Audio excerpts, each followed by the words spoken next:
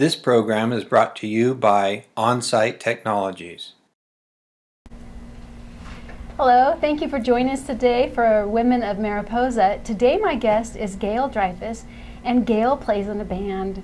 Gail, can you tell us about the band? I sure can. I play in a band called Colorado Road. You know, the sign was named after my band on 140. The sign was named after your band? Yeah. So my band is 5-piece band right now, and I'm the lead singer. We have a violin player, a really kick drummer, because he plays a kick drum. Tony Brocchini, violin player, is Elizabeth Magus, and her lead guitar player is her husband. So we have a partnership going in the band. And then there's Mike Christner. So it's interesting how the band all came together. I thank Craigslist for part of it. Did you? Yeah. Really? Seriously. The bass player came from Craigslist, and now he's a great friend, really great bass player. And we had lost our bass player, and so he replaced him. And we're playing a lot. In fact, I just want to plug our next gig, because it's at the Blazing Hog Festival, the Zydeco Festival. Right. We don't play Zydeco, but we feel really lucky to be opening for all the bands that day. So that's Saturday the 19th of September, and it's a great cause because it helps the hospital. So I call it the Wonderful Barbecue Festival, because there's so much meat that's being cooked, and it's with the hog, Blazing Hog. It's really great, and I hope that this town comes out and really support the hospital, because we need this hospital, and they need our money and the fun around this event that they spent a lot of time putting together. So Colorado Road will be playing, I believe, from 12 to 1. Okay. So that's good. That's fun. Yeah. So the band plays mostly songs I've written, but they make it very upbeat with an electric bass and drums, and we do some covers. And you do the singing? I do singing, some harmony so you as well. Do you consider this your band, or? Oh, that's a great question. Is it like a band, head of the band? I don't know how That's to a say great question. I try not to be the head of the band, but because it's mostly my songs, I would have to say I make a lot of the decisions, but I try to be democratic. So if we don't like a song, we don't do it. So we don't want any drama with the members of the band. We practice once a week at my house, and I have a band room, so that's pretty fun. But they come from far away. My bass player lives in Prather, and And they go all, because you're in El Portal, right? No, I'm in Mariposa. Oh, you're in Mariposa. I'm in Mariposa. Oh, I didn't realize. Yes, You're in Mariposa. I'm in Mariposa, and I teach in El Portal, but I live in Mariposa. So the band comes from far away to practice, except for Tony Brocchini, our drummer. He lives in Mariposa. And Beth and Len live in Toll House, which I went to their house once. They said it's off the grid, and it really was so off the grid I'll never go back. Yeah. And there's a few of those, aren't there? There are a few of those. Yeah.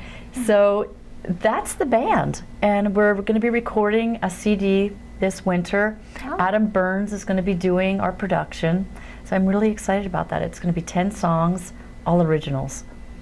So. Wow, that's pretty cool. Yeah, it is. Is that hard to put together? I mean, what are the challenges of putting that together? Money is the biggest challenge, yes.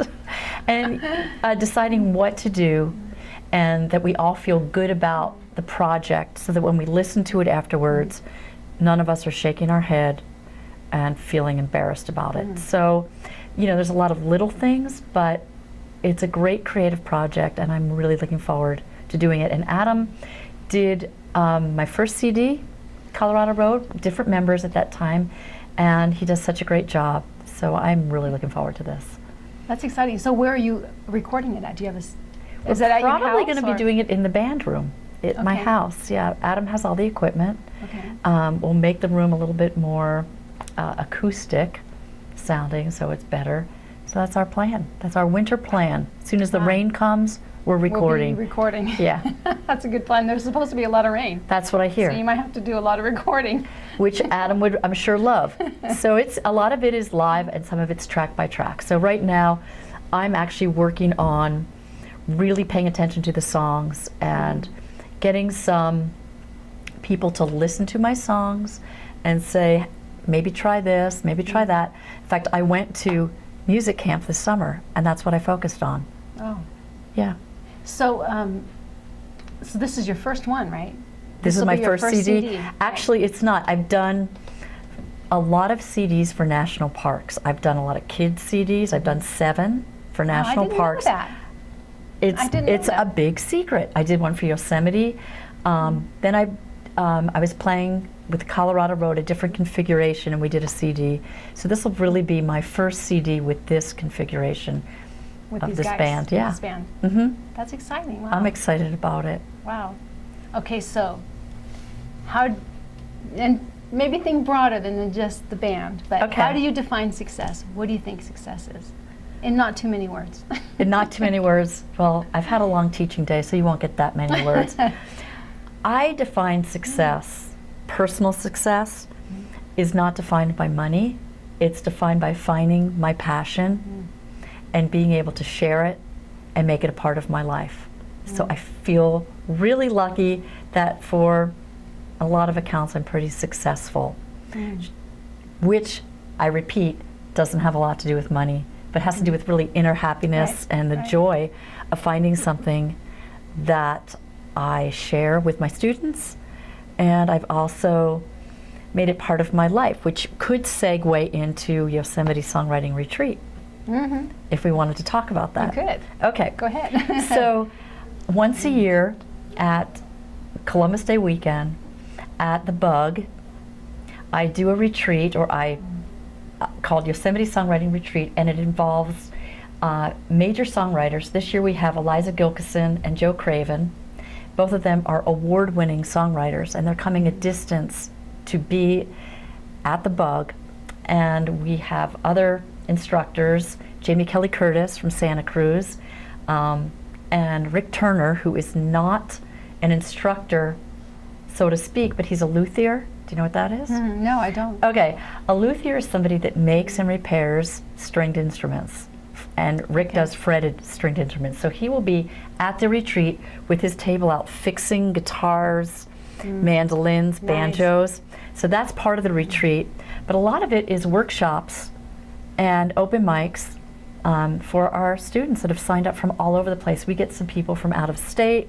We get some local people. I'm really excited about this. Friday night, October 9th, is a public concert. Tickets are on sale to hear Eliza Gilkison and Joe Craven, and I would not miss it. Another aspect of our retreat that I really thank Adam for is a recording studio. He sets up a room in the Bug with his drummer, Mark Albasto, and they record. So if you sign up for the retreat, you can remember a song because you can take it to Adam and he'll record it for you. So it's pretty So the exciting. kids do that? Actually, this is for adults, but for our kids in our district. So wait. So the retreat is for adults? The retreat is for adults, Okay. except for Sunday. Okay. We're going to do a workshop with Joe Craven. And if you don't know anything about Joe Craven, go online, check him out. He can make music out of anything, and I do mean anything, including urinals, and I'm not kidding. The guy's amazing. So he's going to be doing a songwriting workshop for students or under 18-year-olds in our district in Mariposa. So they have to sign up if they're interested, and there is a fee, but I would waive the fee because I want to share my passion for songwriting. And Joe also, he's head of Wintergrass Youth Academy, so he's worked with kids a lot. I would have to say he's a big kid himself. So that's part of the retreat that involves kids. So I'm really excited about it. So I hope that the word gets passed around. So where do kids go to sign up at? They call me or their parents email me. Okay. And you can find all that information on Facebook. I've had posters around town. I think there's a poster right here. I have postcards I can leave We here. do have a poster right here. And on the bottom is the YosemiteSongwritingRetreat.com, my telephone number, or just go on Facebook and go Yosemite Songwriting Retreat. Or call me at school, not during teaching hours, but leave a message and I'll get back to you. Okay. So Wow. speaking of music and kids, I also do something else that I'm getting teachers involved in our district called Guitars in the Classroom.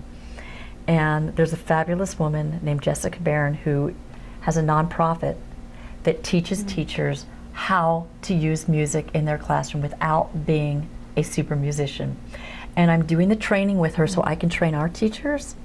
And I'm going to be putting out an email soon to get round 2 of our teachers excited about this. If they want to do it, it's free. You walk away with a guitar, ukulele, and really good tips on how to play that guitar in open tuning, which is my job to teach. So it'll be very easy.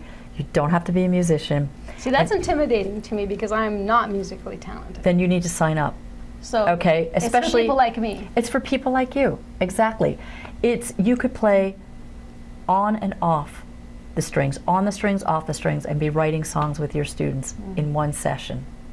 Wow. Yeah, it's pretty great. And Jessica it's her nonprofit. She's backed by lots of guitar dealers as well as NAM, which is a National American Music Just to get Merchandisers. music and guitars into the classroom. Yes. So we met, I got ukuleles from her, and I have a uke club at my school with my students. Uh-huh. So I just want to get my passion into the classrooms.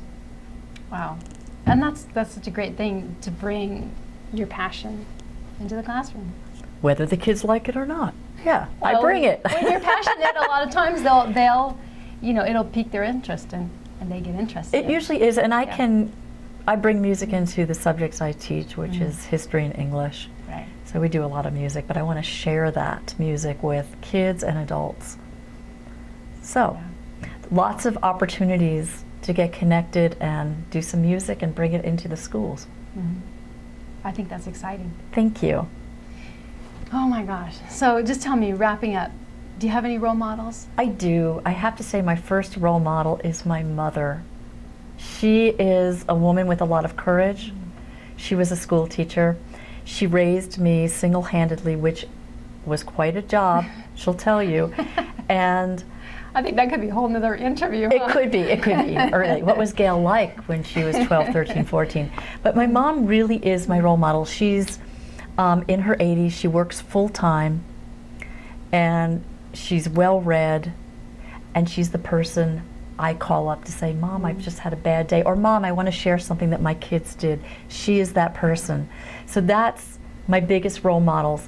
But then I also have a lot of music role models. I have to say Joni Mitchell, Laura Nyro, the women that took a chance when women weren't that popular in music and got out there and really changed music for people like me to play that guitar and go to open mics and follow your passion. So there's a list of these great singer-songwriters that are out there that are, an older generation and my generation that have really broken or made a lot of waves in the music world, and they're my idols and people I relate to. And I like the fact, I'll just say Buffy St. Marie, for instance, she was political with her music. There was a lot of, so it's not just love songs, it's Right. total expression. Right. Wow. So, Well, thank you, Gail, for coming in today. oh, you're so welcome. Thank you for having me. Thank you. And thank you for joining Women of Mariposa. You can follow us on Twitter at women_Mariposa, and we'll see you next time. Thank you. Thank you so much.